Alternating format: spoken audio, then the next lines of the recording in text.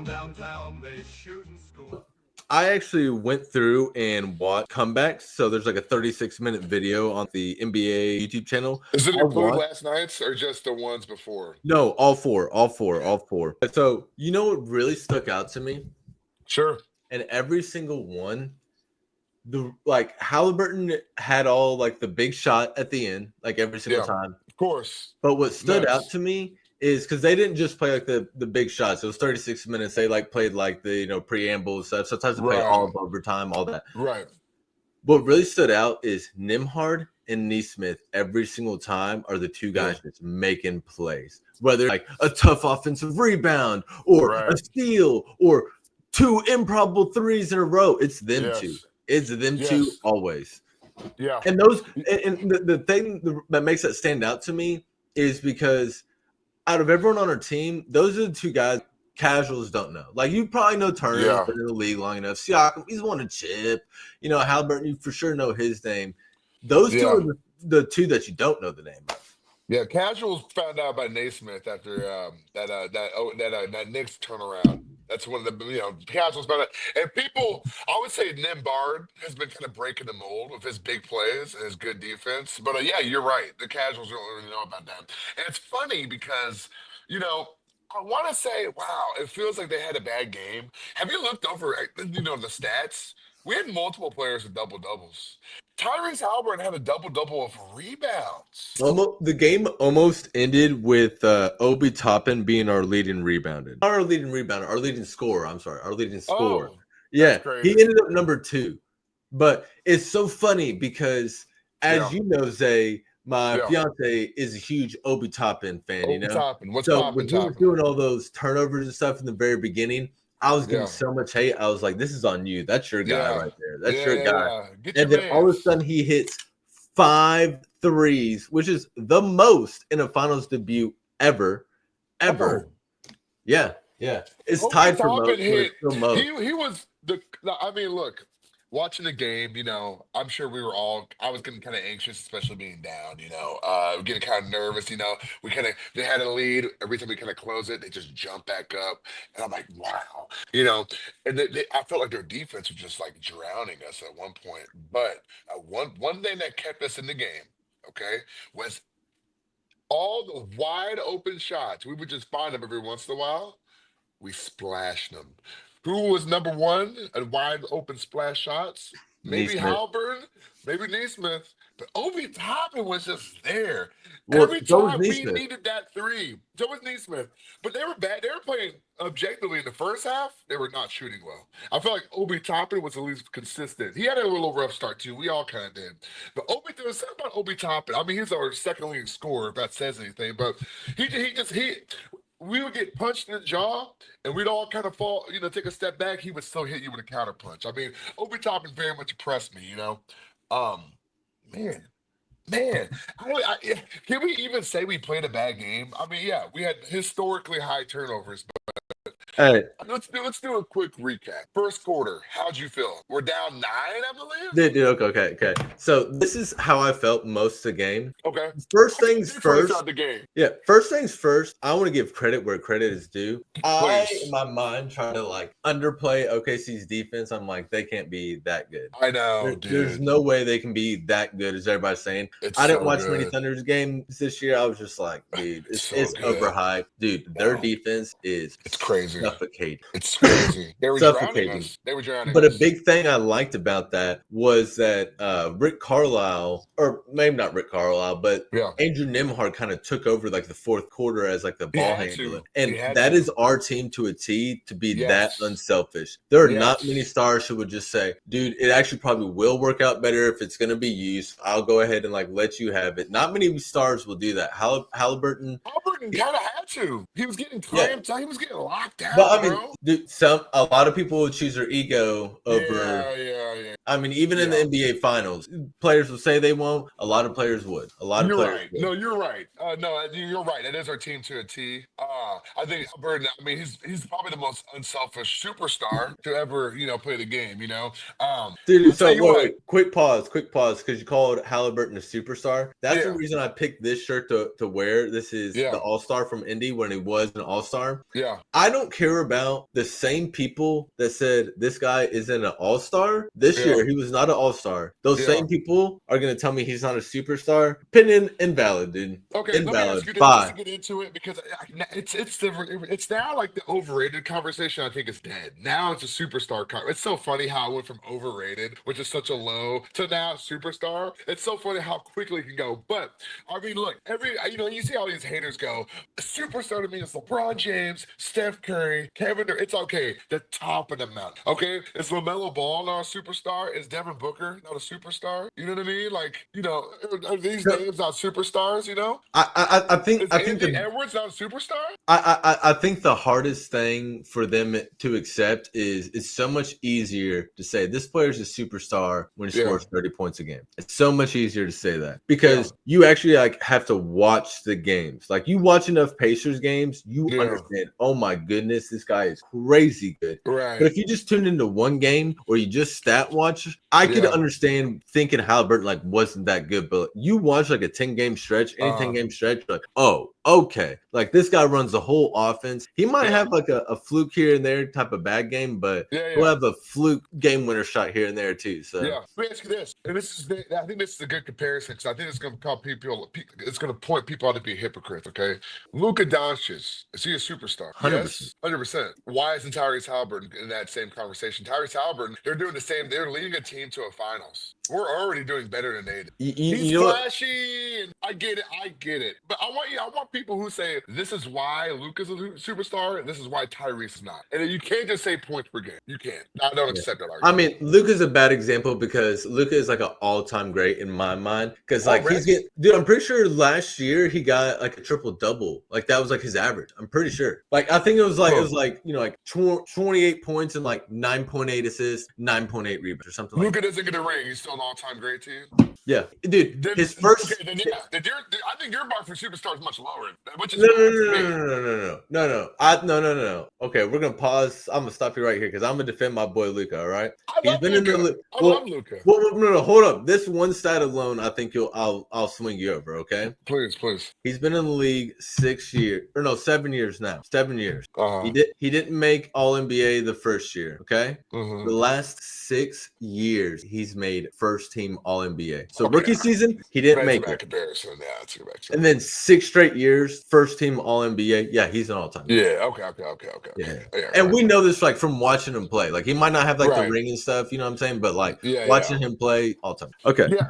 Anyway, the superstar conversation can go dead. But what I was really getting at, so let's break down the game 1, quarter 1. I think it was 29-20. It was shook by one thing: the OKC's. I mean, you said it. You were getting into it. I'll just go off of it, dude. I have watched a lot of OKC. I've seen what they did. It's bad. It's bad what they do to teams, and they were locking us up. I feel like we had the jitters. And again, the one caveat was we couldn't get a shot on, except our defense moves around. It's so fluid at all times. They can't keep up at all times. And every once in a while, there'd be a wide open man. We would hit those shots. You know what I mean? Yeah. That kept us alive, We shot very well. You know what I think kept us alive more? I think our biggest reason for winning, which is sincerely, I think this might be because I'll admit I probably missed like 12 games this year, but I watched like the rest. Okay. Sure. Yeah, same. This sincerely might be the only win that after the game, I'm like, we won that because our defense. Because although they had all those turnovers, I think it was like 24 turnovers for like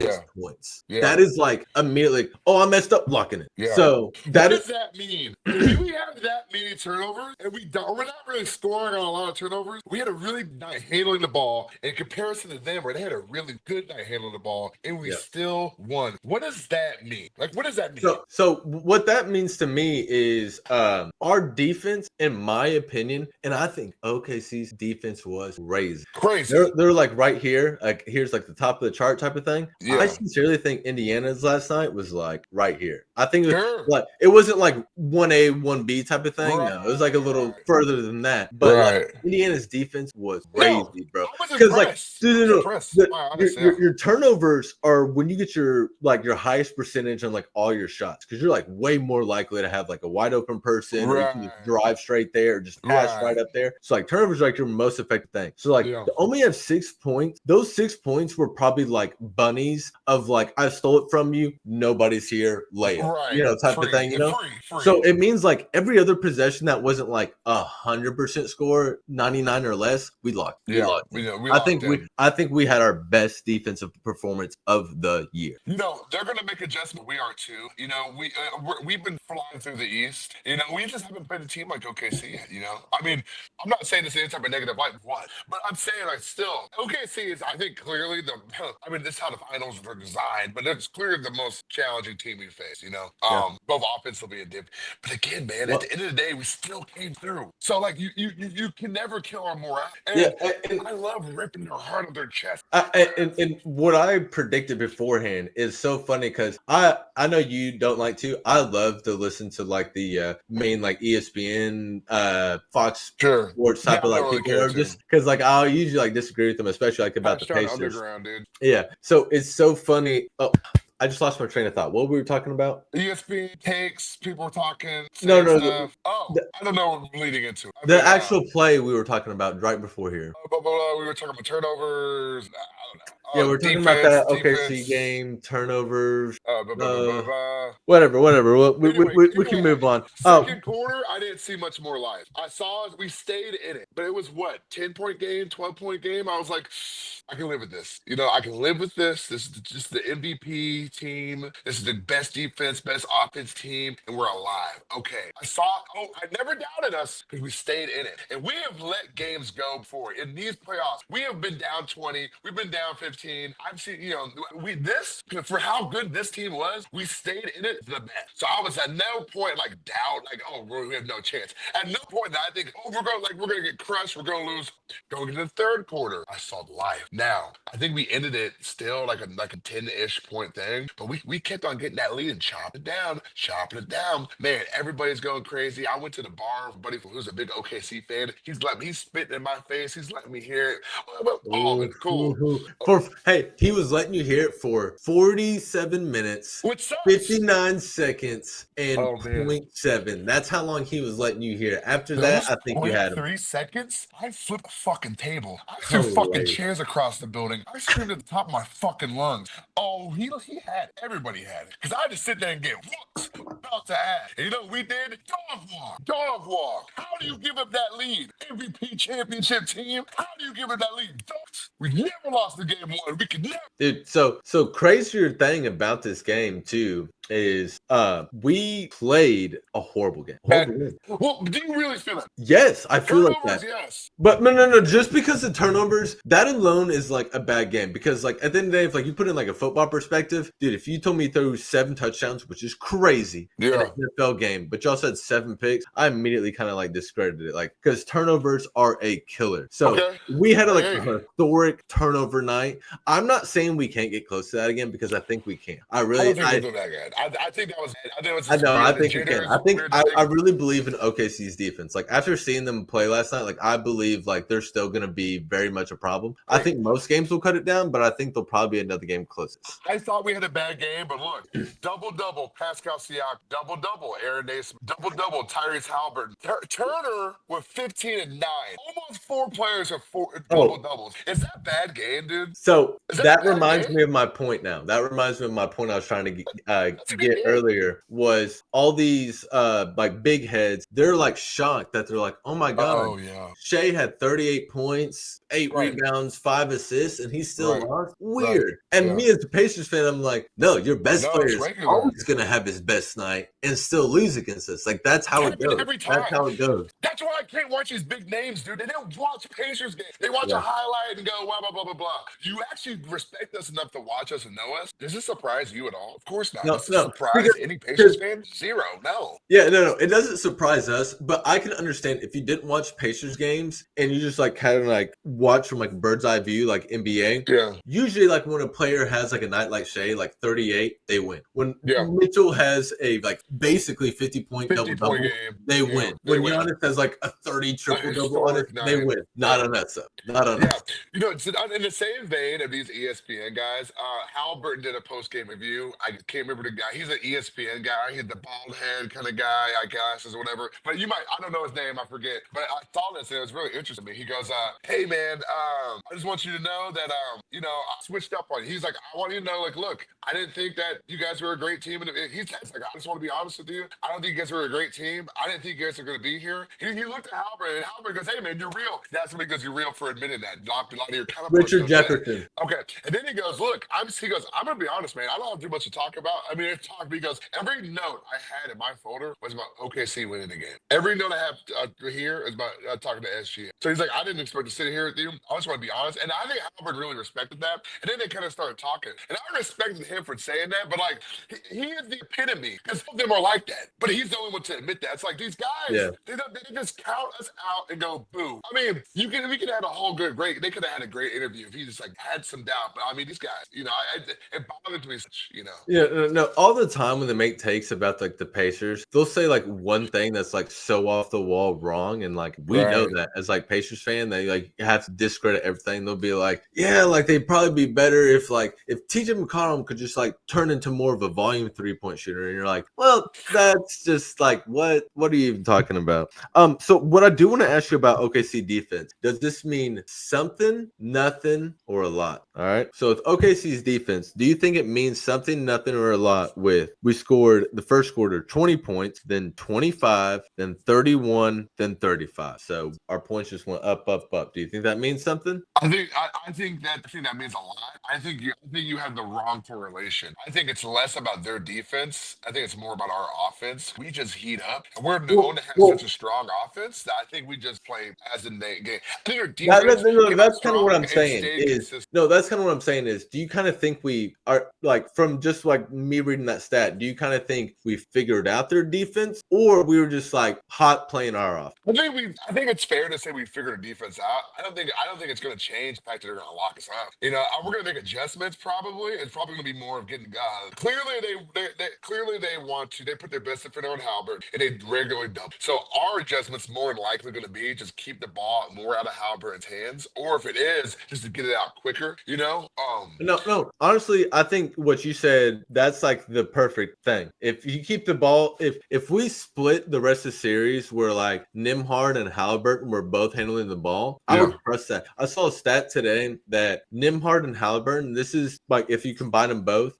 they have 14.8 assists a game with less than 3 turnovers a game together. So like I trust Nembhard. He can run like the offense for a bit. They can like split it, and Halliburton can kind of be an off shooter, and I think we would still work fine. Yeah, no, clearly Nembhard knows how to pick up the reins when we need a leader or we need someone to move the offense. Clearly Nembhard can be that guy. I mean, man, I think my favorite, I love Nembhard. I love thinking about that game 7 shot he had last year against the Knicks. That's such a monumental shot.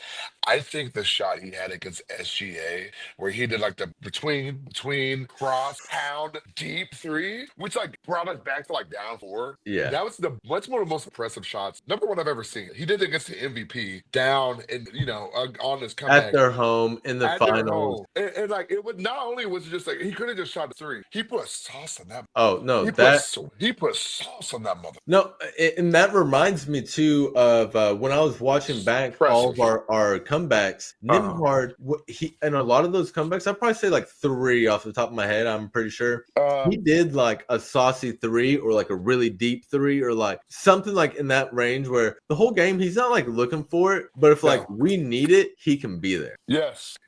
I mean, I think that was not only like a hey, he was a little bit of sauce. He had to put the moves on. I mean, it's SGA guarding him. He's got to move the ball and blah blah blah blah blah. Get away from the help defense and stuff like that. But still, I mean, that shot was not only impressive. It made me I hit him with the stink face. Like, God damn! After he hit that, and that I think is what Canada. Okay, no. This game is art. I don't even give that credit to Hal. I give it to SG or I give it to Nembhard because Nembhard hit those big shots. Nate Smith had some of them big shots late. Nate Smith, I don't think was shooting well in the first half, but that second half, boy, that late third quarter, boy, that fourth quarter, boy, thank you, Nate Smith. That those shots I was looking for, and I think the adjustment was they weren't used to how quick that perimeter defense get up on you. So Nate Smith, he had a couple big shots where he catch, shoot, move, press the screen, shoot versus whatever, So we had to make late game adjustments, and it worked. I mean, I'm sure at halftime, Carlisle's lighting them boys up in the huddle. What the fuck? What? Turning the ball over, hold the ball, two-hand pass from your chest, all that,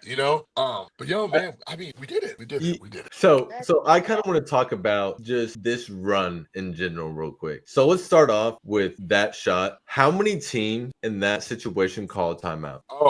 So many. Are you So, talking about the last like, shot? I'm not gonna lie. When I was watching it live, when there was like about like 5 seconds, my head, I kind of like went my head and I was like, you should call a timeout. You should call a timeout. But then like immediately it switched over. I was like, no, we have Halbert. We're good. We like, have Halbert. As soon as we got the rebound, I said, yes. I looked over and I said, they're getting pacered. They're getting pacered. They're getting pacered, bro. And he has a nice layup against Giannis. He has that mid range against like the basically Depoy, and then two more. It's ridiculous. There is a connection between Carlisle and Halliburton that they did not have in that Celtics series last year that they do have now. Carlisle had trust. I mean, there's a quote from Carlisle, one of his post games. He says Halliburton. A reporter asked him like Halliburton taking a shot. He framed some question about Halliburton taking the second shot. Carlisle goes, Halliburton. He goes, Tyrese has earned a right to take any shot he wants. Okay, so that's like the behind. That's like to keep that in mind. Also, we play better when we take the ball and run it down. It's very awesome. So we have enough time. 6 seconds, 8 seconds, probably 8 to 10 seconds. I don't remember exactly how much time. It's probably like 8 to 10 seconds. We have enough time to move our entire 5 from one side to the other. That's in our favor. So if we were to call a timeout there and then try to take that shot from a standstill position, it doesn't work in our favor. That's why that football play where we start from the backcourt and all 5 run up. I don't think a lot of teams can do that, but that works specific to us because we just gotta move. We don't want you to see who's going where. Everybody's moving different and getting screens and zipping and zapping. Who's gonna shoot it? You have no idea. You know why? Because we can all take it. I think it's pretty clear now that Halliburton's our guy to get that last second shot off, but it doesn't have to be. I would trust Nate Smith open at the corner and take that shot. You know what I mean? So what's funny about that too is the growth of this team that we've been able to see. Yeah. Because I was watching a Miles Turner interview or a video he posted or something, and they asked him a question along the lines of like, "Hey, like, how does it feel to be in this like fast paced, everybody's passing like offense, blah blah blah, ever since Rick Carlisle got here?" And Turner was like, "Well, not exactly." He was like, "When Rick Carlisle first got here, and even like when we had Halliburton, he used to call a play every single play on offense. So they were still kind of being generous with the ball. They were kind of playing the right way." He was like, "But he used to call a play every single time." Old school, I heard that. Yeah, and then he handed over the keys to Halliburton. And I got to imagine from a player's perspective, you give so much respect to the coach, especially when it works out. Because it's one thing to do that. They're like, okay, coach is cool. And then it works out. Oh, coach knows what he's talking about. So now when coach is telling me other things, in coach I trust. Can you hear me? Sorry, I got a phone call and it went to Yeah. Oh wait, now I can't hear you. I'm frustrated. Oh, now I can hear you. All right, now you're good. Go back on your point. It's so funny, man. I mean, just to reiterate, like, take a step back, dude. You sent a text to me today. You said we had learned how we got these clutch moments, how to overcome these late game clutch moments from the Celtics when they did it to us, when we had leads and they came back to us. I mean, that was the key we were missing. Yeah. That's a Carlisle connection right there. That's a Carlisle. You know what I mean? Yeah. See, people like to give it to like luck or blah blah blah blah when they see like these like comebacks or whatever. But we remember last year watching Celtics games, how many times we're like, we got this game won. Like we're up like 8 with like 5 minutes left. Oh, we got this game won, and like the Celtics constantly like came back on us. And I think that was like a big lesson of it's not over. It's never over. You don't win a game in the fourth quarter. You win it at the buzzer. You win at the buzzer. That and also our defense was pretty terrible last season. It's kind of surprising how far we did get with just pure offense. I mean, that's why it was so fun. But we were never going to beat the Celtics without any type of like real defense. They had such good defense. Drew Holiday was not playing around with anybody. But anyway, I'm not here to talk Celtics, Also, I'm going to give a one and only shout out to the Celtics fans ever. You guys are on our side. I respect it. Most Celtics fans are here. I get it. You guys got taken out by the Knicks and we dog walked the Knicks. So, the truce until the truce until next season. We got it. Well, I mean, to me, just very quick tangent. I think 100% the Celtics are better than the Knicks. I think 100%. I think I their respect them way coach more. got way too caught up in just, threes are more than two. But it's like when you're the better team, just like dominate. Drop a play, dude. Drop Yeah, a fucking play. exactly. And they like A different settle for play. threes too much when they're like the best team in the league, basically. Right. I get it. You have Derek White. He's a cold shooter. You got Tatum, who's a good shooter. But like, dude, you want to hear my hottest take this season? Sure. I would have been more scared for Celtics Eastern Conference Finals than I am for the Thunder Final by a lot. Maybe not a lot, I but don't a little. I kind of felt that way until we beat the Cavaliers. The Cavaliers series, I think, did so much for for our confidence because they're such a good team. Such a good team. Yeah, yeah. And I don't necessarily mean scared. I mean, I'd be more worried about. Like, I think the Celtics are a better team. I completely agree with you. Because, like, all their agree. experience, especially playing, like, us personally before. Yeah, I think I completely agree with you. I think that the turning point specifically was me. I can't remember which game it was in the Cleveland series, but it's the one where we won. They were full strength, and we had 80 points in the half, and they had 39. We beat them by double points at halftime. I mean, that game showed, if everything's falling in the right zone, we are an unstoppable force that can never be slowed down. You can put your best team in front of them because they're such a good team. No one says Cleveland sucks. No one thinks Cleveland's a bad team. They have, for God's sakes, a defensive player. So I don't want anybody to doubt.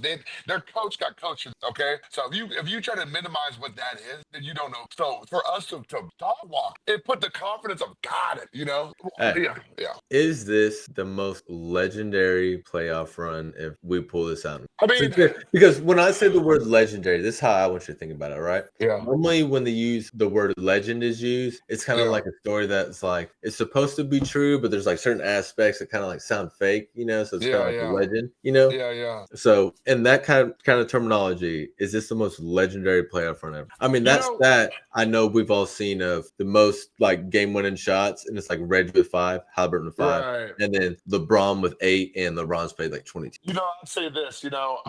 Everybody disrespects Indiana who's not from Indiana. I feel like. I mean, we've had some allies, but generally we just get disrespect. I think it's pretty safe to say that. I think that we can appreciate and foresee how far we've gone and where we are going, like no one. So for us to say we deserve to be here, it's not like a huge surprise. But take a step outside of our world. Yes, this is the most generational run. At every step of the way, we were doubted, we were argued against. That's what I'm saying is legendary. Underdogs every single time, plus all these like buzzer beaters. And like not only were we underdogs, but like underdogs usually win in like game 6, game 7. Like we were winning like game 5. We haven't seen a game 7. Huh? We've won every game 1. That's legendary. On paper, you take the Pacers name off of it. Team in 5, team in 5, team in 6. Both the whole entire run. You didn't lose game 1 and 2. And I think the big series we had home court, but every other series we had no advantage. No, that's legendary. No, I mean that's exactly what I'm saying. Like the number 1 and 2 team in the NBA, and one of them's like a historic offense and defense team in OKC. We stole home court. That's crazy. I'd be curious to see what teams had the lowest. I would be curious to see the biggest finals upsets of all time, because typically in the finals, who you think or who generally is kind of expected to win generally pulls through. I would say it's fair to say. So I'd be curious to see the biggest upsets of all time. Obviously, the biggest comparison we're all very aware of is the Mavericks. No. So funny you say that. There's only one time in NBA Finals history that a team has come back from 15 in the fourth quarter in the finals, and it was the Rick Carlisle Dallas Mavericks. Oh shit! So we did it again. Yeah. I mean, is this Carlisle? That's what I'm saying. Like, is this not the most legendary like run? Like, there's so many like cool like story aspects to it. It's like not only did we do this, but the last time it was done it was by our head coach, and it's like, oh, we got this comeback win that's never happened except for Tyrese Halliburton's done it 3 more times. Like, there's so much like little lore that's just like that's not true. When we win this championship, it's gonna be like, yo, Carlisle, you're the best coach, and clearly not disrespectful, who does the most with the least. Not to say our guys the least, but most coaches would probably overlook us and go, I'm not going to that team. I don't want to go there.